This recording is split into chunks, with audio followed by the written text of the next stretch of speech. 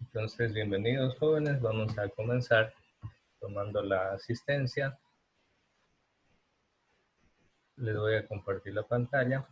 Les cuento algo jóvenes, a fin de semana, la hermanita rectora ya me solicitó que comencemos a preparar y elaborar el proyecto de grado. A pesar de que de pronto el ministerio todavía no da normas claras respecto a si se van a aplicar los mismos lineamientos para acá, que somos régimen costa, que los que se aplicaron durante la pandemia en el régimen sierra. Les cuento que el proyecto de grado para los estudiantes de la sierra les representó el 20% de su nota de titulación. Eso es hartísimo. Es la quinta parte de la nota con la cual usted se gradúa. ¿Sí? Entonces, imagínese que usted obtenga 10 en todo. Básica elemental, básica media, básica superior, tercero bachillerato, todo 10. Y en el proyecto de grado se saca 0. Bueno, es que eso es... nadie va a sacar 0 en eso, pero en un hipotético caso, por más que tenga en todo 10, le iría de promedio final 8. Entonces representa un porcentaje bastante grande esta nota del proyecto de grado, el 20%, como les decía. Entonces, acá en la parte del régimen costa, todavía pues no se nos ha dicho con claridad si va a representar ese mismo porcentaje, si va a ser más, si va a ser menos. Esa parte todavía no se nos ha dicho. Pero la hermanita rectora ya considera, y creo que está bien por ese lado, que nosotros comencemos a hacerlo, aunque el Ministerio de Educación aún no lo haya dicho. Así, si más tarde, cuando ustedes estén cerca de culminar ya su tercer año de bachillerato, recién nos pide, pues nosotros vamos a estar felices porque no vamos a estar al apuro. Ahí todo estresados y apurados, que se acabe el año, que son los exámenes trimestrales y al mismo tiempo haciendo el proyecto de grado. Eso es un estrés que a nadie se lo desea. Entonces, por ese lado creo que hacemos bien en adelantar. Así que el Ministerio de Educación nos pide, ya vamos a tener hecho, todo listo y todo aprobado. De tal manera que no se le va a complicar la vida al final de año a usted. Y por otro lado, pues si el Ministerio de Educación finalmente dice, no, este año en el régimen costa no va a ser proyecto de grado, bueno, pues por lo menos usted ya tiene una experiencia de una estrategia de investigación, como es el estudio de caso, porque eso es lo que vamos a hacer en este proyecto de grado. No es una monografía, la monografía tiene un nivel más grande de complejidad y de extensión, incluso tiene más páginas y todo. No es un proyecto de tesis, mucho menos de nivel universitario, ¿no? Sino que se trata de un estudio de caso. Es una metodología de investigación un poco más sencilla y sobre todo porque el Ministerio de Educación delimita a que sea estrictamente un caso de descripción, un estudio de caso descriptivo. ¿A qué le suena la palabra descripción? ¿Verdad que le suena al verbo describir? Pues precisamente de eso se trata este tipo de estudio de caso. Describir una realidad, describir lo que usted observa, sacar conclusiones, hacer análisis, aplicar encuestas, revisar la bibliografía, qué me dice la ciencia sobre ese tema, etc.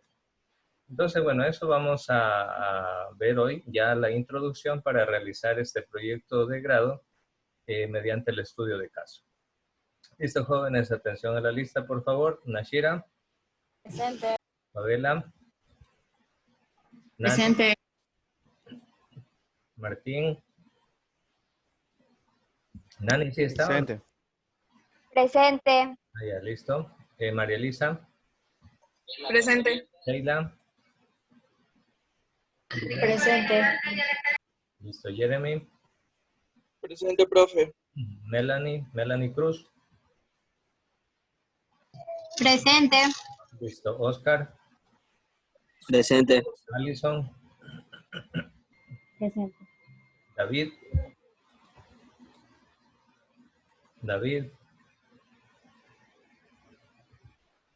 Anabela.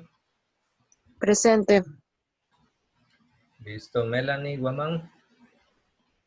Presente. Yara, Presente. Guillermo, Presente. Justin, Presente. Naya, Presente. Alison, Alison Paladines, Presente. listo. Jeremy Prieto, Presente. Andrés, Presente. Zaira, Presente. Jesse, Presente. Abraham, Presente. Gabriela, Presente. Jeremías, Presente. Alejandra, Presente. Merichel, Presente. María de los Profe, Ángeles, es que no estaba atento a la lista y sí estoy presente por si acaso.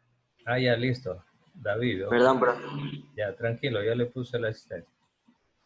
María Auxiliadora, Presente. listo. Joaquín, Presente. Yaneli, Yaneli. Aquí veo el nombre en la pantalla, pero creo que el micrófono está dañado. Presente. ¿Ahí me Ya. escucha? Sí, ahora sí. Listo. Liz, Presente. listo. Josué Presente. y Gabriel. Presente. Muy bien, jóvenes, nadie ha faltado. Excelente. Ya, entonces, sin perder tiempo, vamos a ver las directrices. No se asusten por esto, porque siempre a veces los documentos que nos da el Ministerio de Educación son bastante voluminosos, pero es porque tiene una serie de datos y acuérdense ustedes que existen actualmente diferentes tipos de bachillerato. Por ejemplo, ustedes pertenecen al bachillerato general unificado o bachillerato en ciencias, pero también hay bachillerato técnico, bachillerato internacional, por ejemplo.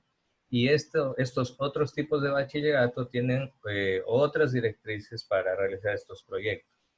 Entonces, bueno, voy a presentar los documentos. Igual se los voy a compartir estos documentos para que ustedes sepan, conozcan. De pronto son fuentes de consulta más que todo. Este es el lineamiento oficial, jóvenes, del Ministerio de Educación para elaborar el proyecto de grado. Aquí está, lineamientos para elaboración del proyecto de grado. Es un documento, un PDF de 176 páginas, pero como les decía, no se asusten por el volumen, ya que aquí hay indicaciones para otros tipos de bachillerato también y otros proyectos. Y bueno, aquí tenemos, bueno, estas son otras indicaciones que prácticamente salen de este documento grande. Este es en sí el documento más completo sobre el proyecto de grado, pero pues he tratado de seleccionar lo más pertinente información que les sea más de utilidad para que no se confundan con otro tipo de cosas.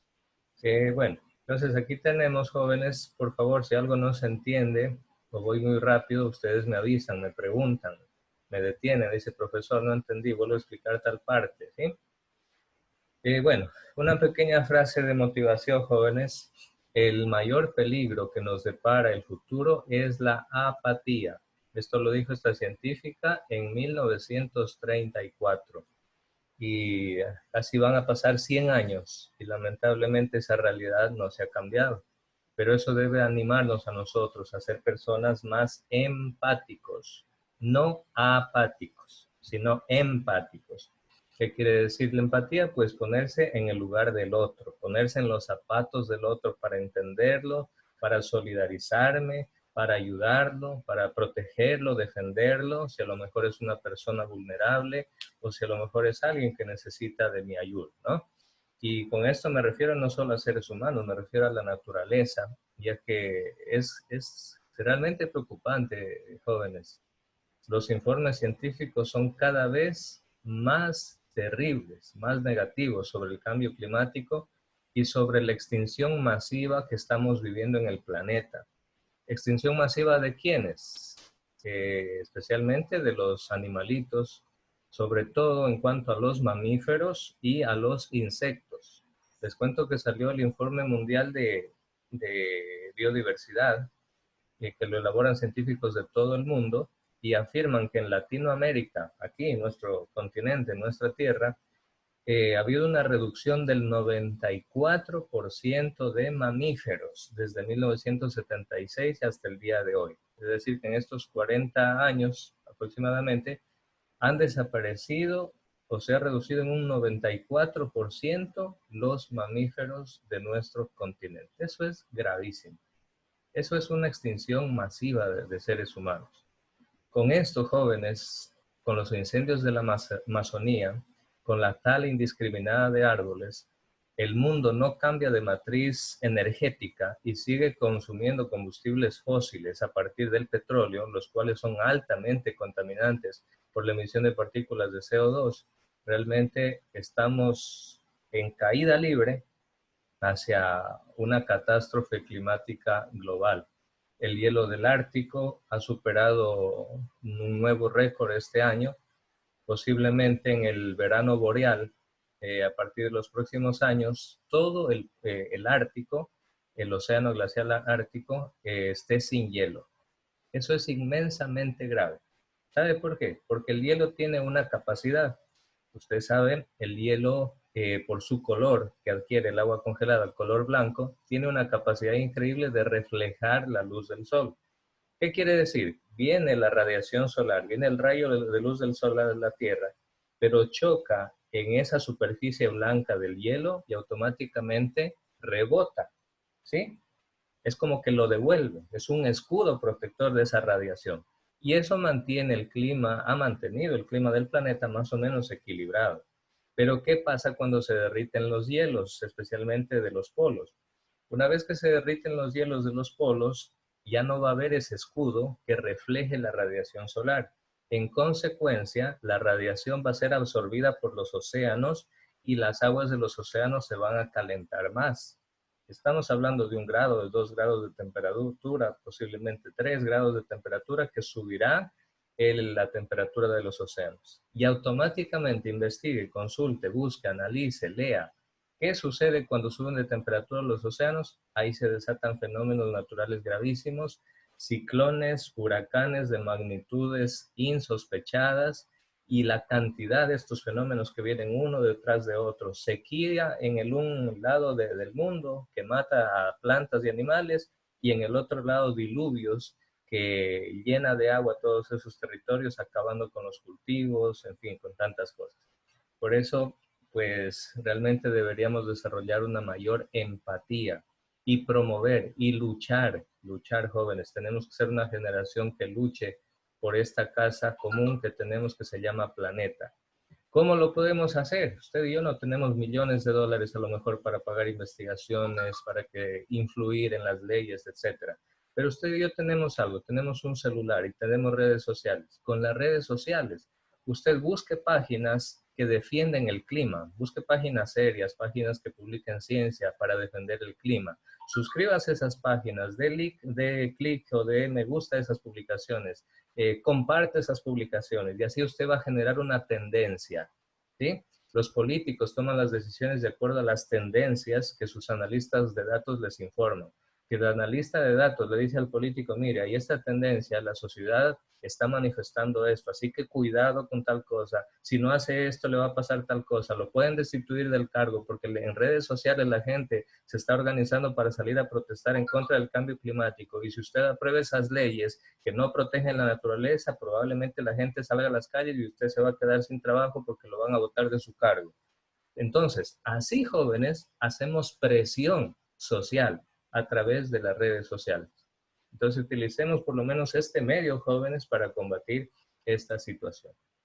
Bueno, vamos a continuar. En estas diapositivas al inicio, aunque la semana pasada también les compartí, va a encontrar, miren, algunos conectores que les va a servir a la hora de redactar.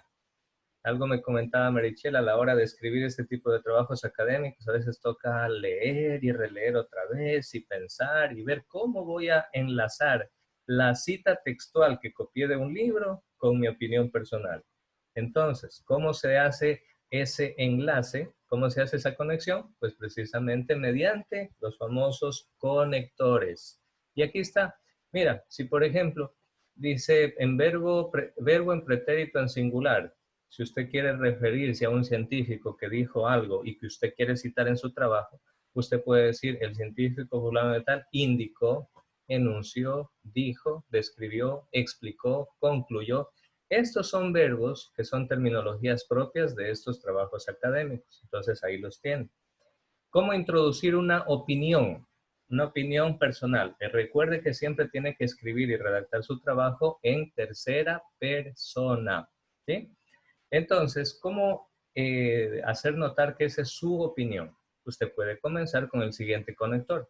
Considerando o por lo expuesto anteriormente, se puede concluir tal cosa, o teniendo en consideración lo que dice tal científico, entendemos que tal cosa, y sigue redactando, ¿no? También puede utilizar la palabra, el conector analizando. Analizando los datos presentados en la estadística anterior, podemos entender que tal cosa. ¿Sí?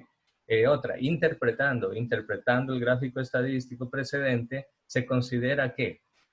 Y así usted va enlazando y enlazando. Esto es un arte, joven. Usted tiene que enlazar y tejer y tejer y tejer y unir las partes de tal forma que toda esa obra tenga un solo sentido completo y bien claro que todo el mundo lo pueda comprender. Pero ese es su arte, ese es su trabajo como escritor.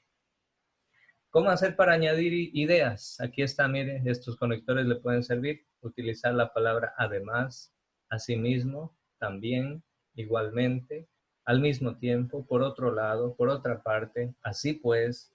Todos esos son conectores que le ayudan a añadir ideas a lo que usted ya va escribiendo. ¿Cómo indicar una posición de contraste? ¿Sí? Cuando a lo mejor usted quiere manifestar que no está de acuerdo o cuando usted quiere hacer notar que entre lo que dijo un científico y lo que dice otro científico se contradicen. Entonces, cuando hay contraste, usted puede usar esos conectores. Por ejemplo, pero. Vamos a suponer que el científico apellido González y el científico apellido Villamar, el uno tiene una posición y el otro tiene otra posición sobre el mismo tema. Entonces puede decir, el científico González afirma que tal cosa y tal cosa. Sin embargo, ahí está el conector. Sin embargo, el científico Villamar en el 2010 realizó un estudio sobre tal cosa y descubrió lo siguiente. Entonces, mire, así se da el contraste, ¿sí? Ok, entonces van a encontrar estos conectores. Aquí hay más conectores, miren, más conectores. Usted puede utilizarlos para que no caiga en el error de las muletillas. ¿Qué es una muletilla? ¿Quién sabe decirme qué es una muletilla? Es cuando repites muchas veces una palabra. Por ejemplo, Exacto. yo estaba saliendo y luego caminé y vainas así. Excelente, Jeremy, exactamente. Esa es la muletilla, esa palabra repetitiva y que parece que no conocemos más vocabulario. Bueno, a veces podemos quedarnos cortos en nuestro vocabulario, pero aquí tenemos esta ayuda para consultarla y tener muchas opciones para escribir con mucha creatividad, ¿sí? Bien. Ahora bien, aquí empezamos con lo que son este tema del estudio de caso. El estudio de caso, jóvenes, como les dije al inicio, es una estrategia de investigación. Y esto es lo que se quiere lograr, jóvenes, en ustedes, que fomente el pensamiento crítico sobre situaciones diversas, también su capacidad de resolución de problemas. ¿Qué alternativas usted propone para ese problema que usted ha descubierto? ¿Dónde? En su familia. ¿Dónde más? En su barrio, en su comunidad, en el planeta, en el mundo. ¿Qué alternativas usted propone para eso? También pretende desarrollar su capacidad de discusión y de reflexión. Para eso es este proyecto de grado a través del estudio de caso. Ojo, no vamos a hacer proyecto de tesis, no es monografía, sino que se trata de ¿qué? De un estudio de caso. Otorga a los estudiantes un mayor grado de responsabilidad sobre su aprendizaje a través de la identificación y el análisis de los problemas planteados. Permite evidenciar su capacidad de investigación para responderlos. Entonces, miren, aquí vamos a ir aplicando muchas herramientas de investigación. Y entre ellas, las principales, una herramienta clave para redactar este tipo de trabajo son las normas APA. Todo lo que hemos venido repasando, el parcial anterior, este parcial de normas APA, aquí lo vamos a aplicar. Yo diría en un 99.9%. ¿Por qué no al 100%? Porque ya leí las directrices del ministerio y, por ejemplo, ustedes saben que las normas APA nos pide interlineado doble. Pero el Ministerio de Educación dice no, póngale nomás interlineado de 1.5. Listo, hagamos lo que pide el ministerio, no hay problema, pero nosotros ya sabemos que las normas APA internacional piden doble interlineado. Pero bueno, vamos a someternos a lo que dice el ministerio. Otra diferencia, nosotros sabemos que las sangrías en normas APAS internacional es de 1,27 centímetros. Pero el Ministerio de Educación dice, no, póngale de 0,5 nomás. Entonces, mire, hay pequeñas variaciones, pero un 99.9% sí las vamos a aplicar en el estudio de caso. ¿Sí? Entonces, en síntesis, el estudio de caso posibilita la resolución de problemas de la vida cotidiana por medio de aplicación de habilidades y aprendizajes desarrollados durante todo el proceso educativo. Hay varios tipos de estudio de caso, jóvenes. Miren, estos son algunos tipos de estudio de caso. El descriptivo, exploratorio, ilustrativo, explicativo. Nosotros nos vamos a centrar solo en el primero. Nuestro estudio de caso va a ser de tipo descriptivo. Jeremías, ¿para qué sirve el estudio de caso descriptivo? Su propósito es analizar cómo ocurre un fenómeno dentro de un contexto real. Correctísimo. Entonces, es algo que usted va a poder verificar porque en el contexto real, en la vida real, se está viendo que sucede ese fenómeno, que existe ese problema. Y nosotros vamos a tratar de analizar cómo ocurre ese problema y qué soluciones se le puede dar a ese problema o a esa situación. Entonces nosotros, aquí dice clarito, miren, dice el proyecto de grado se desarrollará únicamente a través del estudio de casos descriptivos. Es decir, el análisis de un fenómeno identificado en su contexto cercano y real para los estudiantes. Bueno, aquí da un anexo que ya lo vamos a ver más adelante también. El estudio de casos tiene 4 partes. Ayúdeme con la lectura, Jeremías. El segundo párrafo. Ya. El estudio de caso se elabora a partir de 4 partes. La primera parte delimita el caso de estudio. La segunda desarrolla el estudio del caso delimitado. La tercera expone las conclusiones y recomendaciones del caso estudiado. Y la cuarta presenta las referencias y los anexos que sirvieron de base para la elaboración del estudio de caso. Correcto, gracias, Jeremías. Así de fácil, jóvenes, el estudio de caso presenta simplemente estas 4 partes, nada más. Una delimitación. ¿Qué quiere decir delimitar? Quiere decir simplificar, reducir el tema. ¿Por qué? Porque el Ministerio de Educación nos presenta 8 temas gigantes, inabarcables, porque son demasiado amplios. Pero por eso mismo nosotros tenemos que hacer el trabajo de delimitarlo. Es decir, establecer un límite para ese tema en el cual nos vamos a concentrar en el estudio. Luego hay que desarrollar ese estudio de caso, redactar, escribir, investigar, citar autores, etc. En la siguiente fase se exponen, dice, conclusiones y recomendaciones, lo que yo le decía, y finalmente las referencias bibliográficas. Más adelante vamos a ver una ilustración de esa delimitación. Si queremos profundizar un poquito más, aquí tenemos lo que es o en qué consisten los estudios de caso descriptivos. Pero de pronto esto lo dejamos para su lectura y su profundización personal.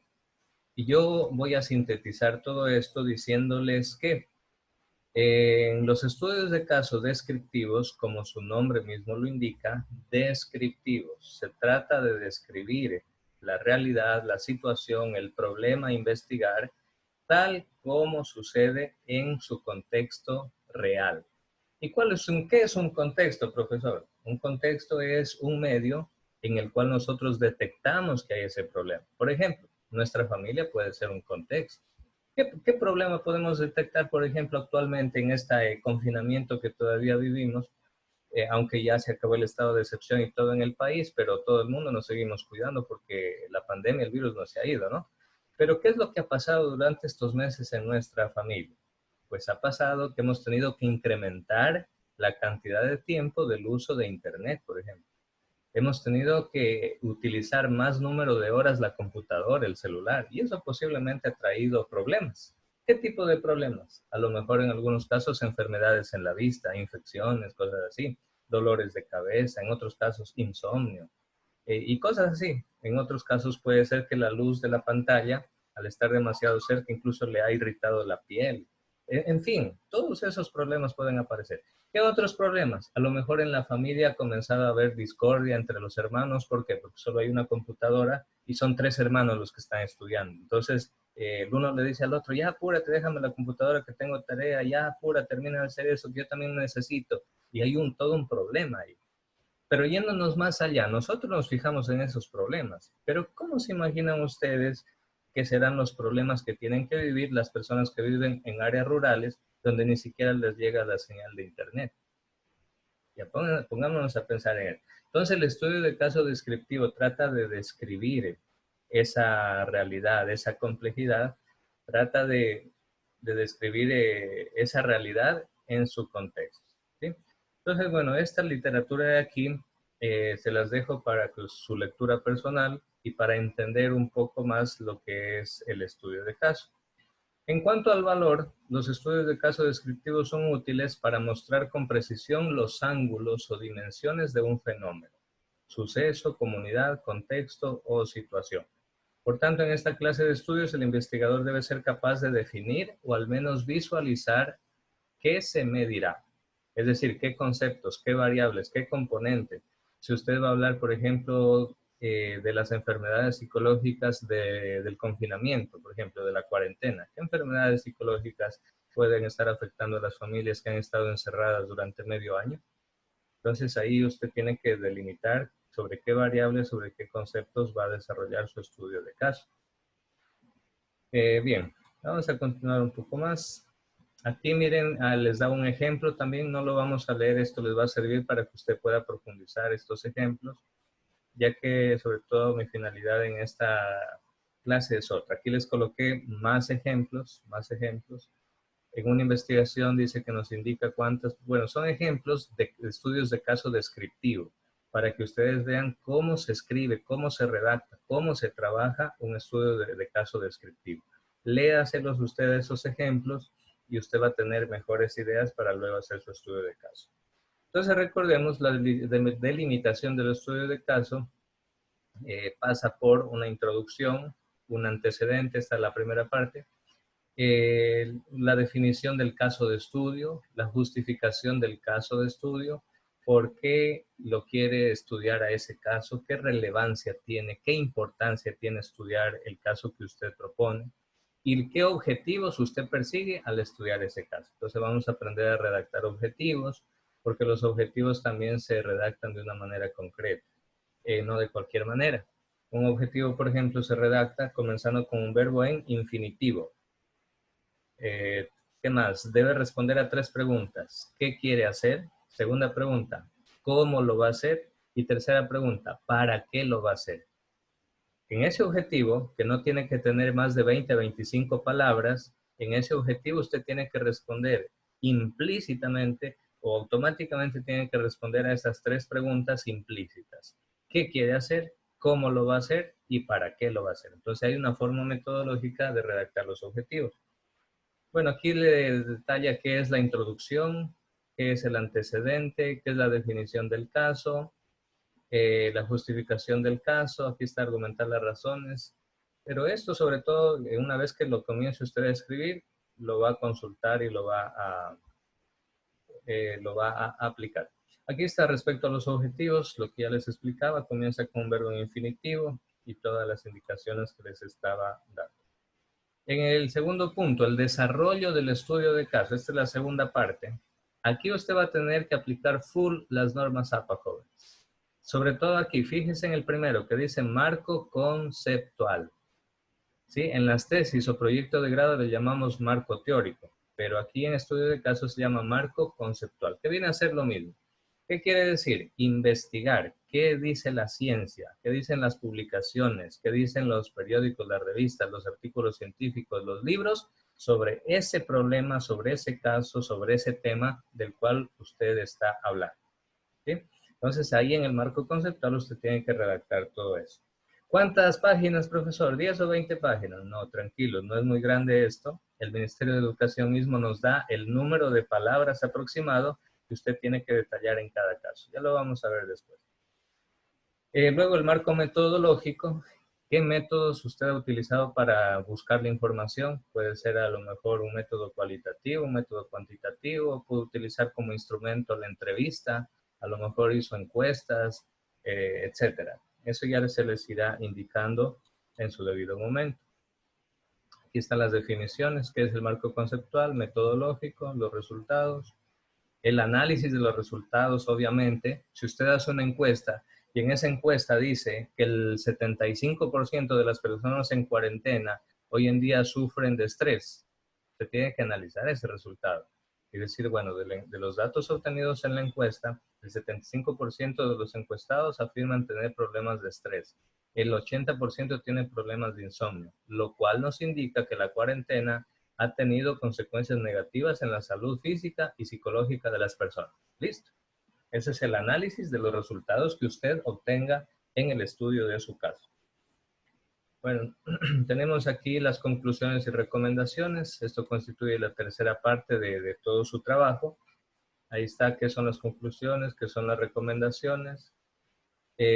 Ya, aquí entran de lleno las normas APA también, jóvenes. Dice finalmente, como apartados complementarios al estudio de caso, estarán las referencias y los anexos.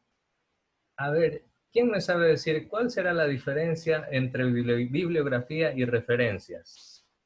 Y referencias bibliográficas. ¿Habrá alguna diferencia o no? A ver, vamos a pedirle la opinión a Melanie Guamán. Melanie, ¿usted qué opina? ¿Referencias bibliográficas y bibliografía será lo mismo o no? ¿Qué dice usted, Melanie? Yo digo que no. Las referencias son como que, como su nombre lo dice, una referencia. ¿Ya? Y la bibliografía ya vendría a ser los links exactamente, ¿ya? O de dónde se buscó, algo así. Ya, por ahí, está más o menos cerca, Melanie, muy bien. Allá, les explico, jóvenes, la diferencia entre bibliografía y referencias. En normas APA, sí hay una diferencia. En eso, acertado, Melanie, muy bien. Hay una diferencia. ¿Cuál es? Que las referencias bibliográficas consisten en todas las obras, libros, artículos científicos, páginas web, videos documentales científicos, etcétera, que usted consultó para elaborar su trabajo. Esas son las referencias. Hace referencia a todas las fuentes que usted utilizó para escribir su trabajo.